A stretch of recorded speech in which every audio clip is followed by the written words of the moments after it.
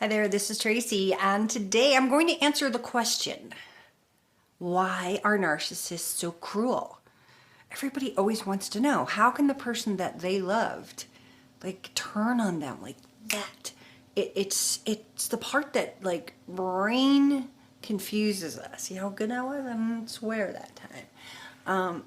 It just confuses us as to the horrific discard, the lies, how this person that you've been with could possibly turn like that. One minute they love you, the next minute they're having you arrested. So this article that I'm about to read you is going to answer that question. Okay, well, let's kick this off. Today's story we are reading is called Narcissists Aren't Capable of Something Called Object Constancy, and that it helps explain why they're so cruel to the people that they date. It was written for the Business Insider in August 2017 by Lindsey Dodgson. The article starts off with a quote, a meme if you would. If a narcissist is angry with you, they cannot see any of your good qualities anymore. This photo credit goes to Adam Sanchez de Pedro, a Flickr graphic that she found for this article. It's normal to fight with your significant other, but narcissists can be incredibly cruel and threatening in heated situations. This is because they cannot see you as someone that they love and someone who has angered them at the same time. Something traumatic could have happened in their early life, meaning that they didn't develop object constancy. Narcissists cannot change, so the best thing that you can do is to leave and protect yourself. We're all guilty of saying hurtful things in the heat of the moment. Every relationship has its ups and downs, usually resulting in arguments, but these don't necessarily mean that you're going to break up. When we quarrel with our loved one, most of us have the ability not to do too much damage. This is because of something that's called object constancy. It basically means having the ability to still have a positive emotional bond with someone when you are also feeling angry, hurt, disappointed with them. It also means being able to feel emotionally connected to that person when they are not physically around you. To most of us, this is a given, and we can move past the little things. However, to those with narcissistic personality disorder or people with psychopathic or sociopathic with narcissistic traits, the negative feelings they have towards someone in the moment are all they can focus on. If you date a narcissist, chances are that they saw you as a worthy target. Then they love-bombed you into thinking that you are a perfect match. They target strong, successful people to prey on, partly because they like the challenge, but partly because it makes them look good. However, when they start breaking down your spirit with their abusive gaslighting behavior, they discard you suddenly and brutally. People who have been in a narcissistic abusive relationship often describe their partner as having a Jekyll and Hyde behavior. One moment they're acting like everything is perfect and you are the love of their life. But then something switches and a monster appears in front of you who is angry and cruel and threatening. According to Shannon Thomas, a therapist and the author of the book Healing from Hidden Abuse, abusive people can switch between Jekyll and Hyde so easily because they never take any responsibility for their actions. This is also why they were able to move on so quickly from seemingly relationship-ending arguments, sometimes pretending that it didn't happen at all.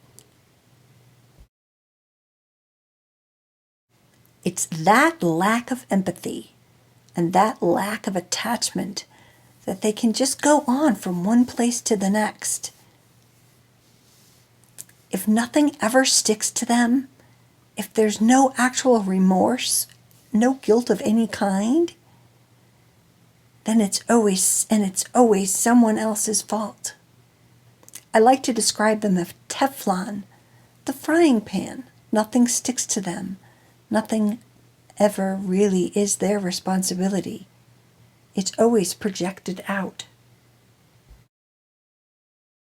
The lack of object constancy is that narcissist mind means they cannot cope with the idea that the person they are dating doesn't actually fit into how their ideal mate should look like, or how they should think or behave. When they realize the person they are with is human, with faults and imperfection, that's it. They move on to the next mark, leaving the other person confused and brokenhearted. It is not known how someone becomes this way. A well-respected, cited American psychologist, Margaret Meyer, studied object constancy in infants. In her work, she noticed that once a child starts to crawl, it begins to understand that it is separate from its mother, and it starts to enjoy and develop a sense of self.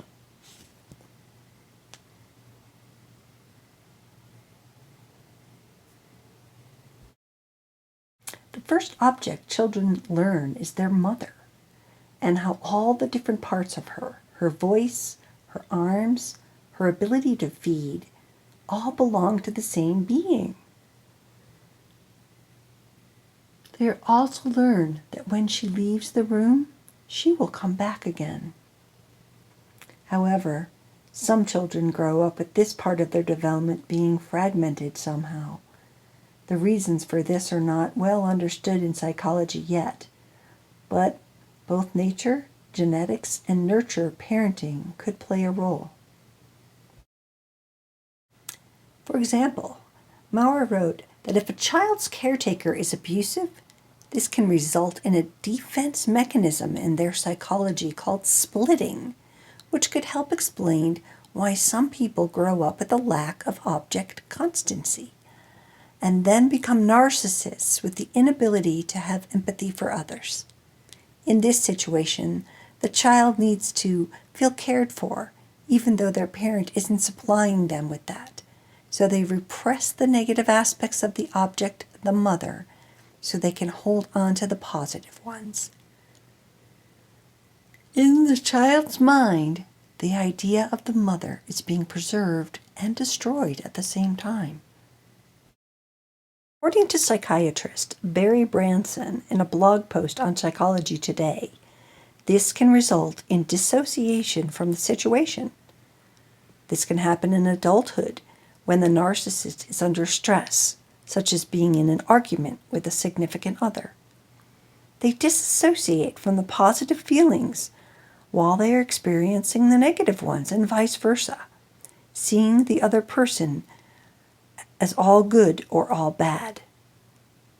It's similar to how a toddler has a temper tantrum.